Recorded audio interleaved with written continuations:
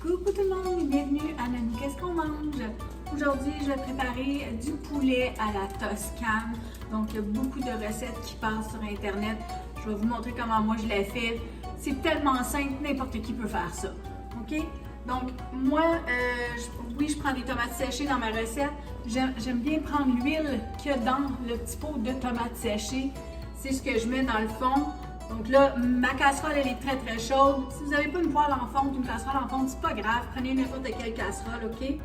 Mettez-y de l'huile.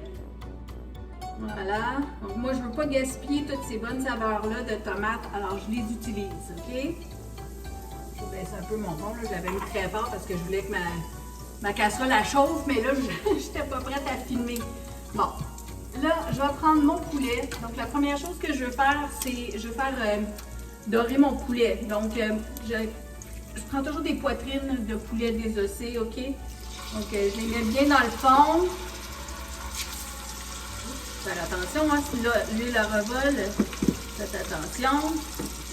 Donc, j'ai 3 belles grosses poitrines.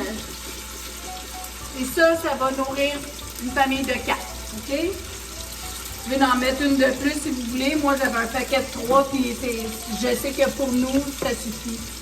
Alors, là, je veux juste bien les faire saisir de chaque côté. Je pourrais les saler, poivrer en attendant. Donc, un peu de sel, un peu de poivre. Comme ça. Et je vais prendre du poivre ici, là. Je suis limitée, là. J'ai pas de comptoir, fait que je fais ce que je peux, OK? Soyez patient avec moi. Je fais mon possible.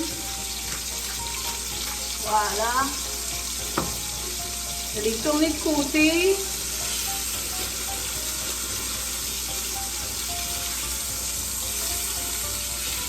Comme ça. Là, ils sont dans l'huile de tomate, là, ça donne déjà des bonnes saveurs. Là.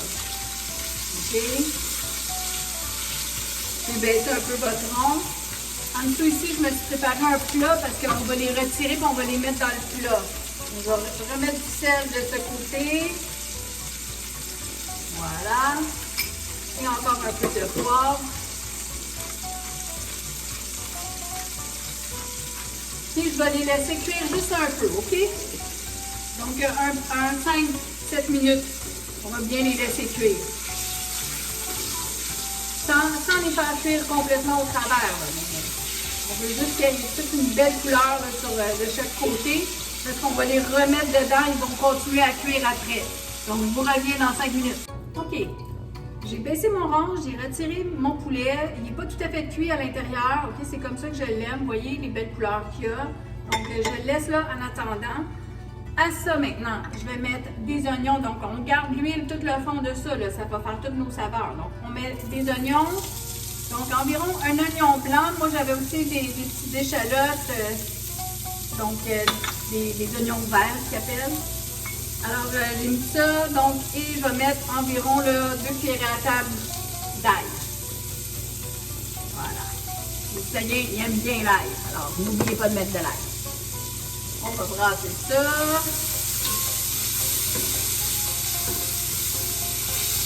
Ça sent super bon. Donc, on veut juste que les petits oignons deviennent un peu plus transparents. Bon, c'est pas nécessaire d'attendre super longtemps, là. Parce que tout va continuer à cuire après. OK? Bon, là, j'ai des tomates séchées. Si vous en avez plus que ça, tant mieux. Moi, j'avais un restant. Donc, c'est ce qu'il va y avoir dedans. Mais j'ai acheté des tomates fraîches. Normalement, j'aurais mis une conserve de petites tomates coupées en dés. Mais comme elles étaient en vente à mon IGA, j'ai acheté des petites tomates cerises. Voyons, c'est savoura. Donc, un casseau complet, à peu près une tasse, OK? Donc, on met tout ça là-dedans.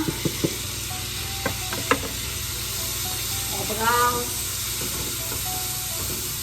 Voilà, ça sent super bon. J'ai des champignons. Les champignons, je vais les mettre juste à la fin. Je ne les veux pas trop mous, OK? J'ai ici des épinards. Donc, c'est environ une tasse d'épinards. Voilà, c'était des épinards congelés. Ça peut être des épinards frais si vous en avez des frais. il était trop cher à mon goût, puis j'en avais dans le congélateur, donc c'est ce qu'on va mettre dedans. Voilà. Vous voyez les belles fleurs du drapeau d'Italie, là. Le vert, le blanc, le rouge. Voilà. Donc, c'est vraiment pas compliqué. Le rond, il est à moyen. Je vais juste mettre tout ça dedans. On les laisse cuire. Comme ça, on les mijote un peu. Pas compliqué. Ici, j'ai une tasse d'orzo de près. Donc, c'est pas pour tout de suite. Mais de l'orzo, c'est des petites pâtes italiennes fines. Il y en a de différentes marques, là. Prenez celles que vous trouvez. Pas besoin d'être super dispendieux, sont toutes bonnes. Voilà. J'ai aussi 2 tasses de bouillon de poulet. C'est du poulet qu'on fait, alors 2 tasses de bouillon de poulet. Et je vais le mettre tout de suite dedans. Voilà. Et on laisse ça mijoter. Comme ça. Et j'ai aussi préparé c'est un berlingot de crème à cuisson. Alors ça, c'est à peu près 2 tasses. C'est à peu près ça que je mets.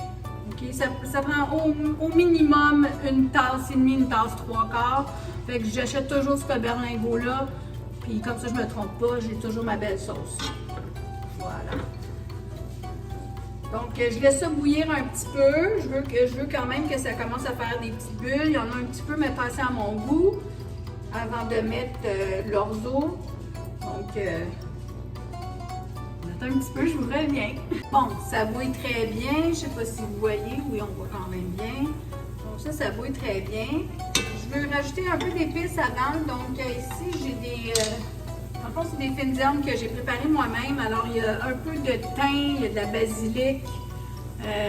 Mon Dieu, c'est quoi l'autre? Il y en a une troisième, je ne me rappelle plus. En tout cas, c'est ce que je vais mettre. Donc, il y a des petites fines herbes. Avec, c'est les fines herbes que ma fille m'a données. Il y avait du persil aussi, du persil italien. Donc, voilà. Des belles saveurs. Là, vous voyez, là, c'est très liquide, là.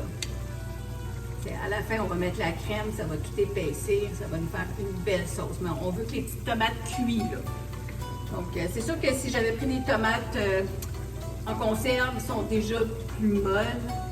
Ça va un petit peu plus vite. J'essaie d'être un petit peu plus patient. Okay?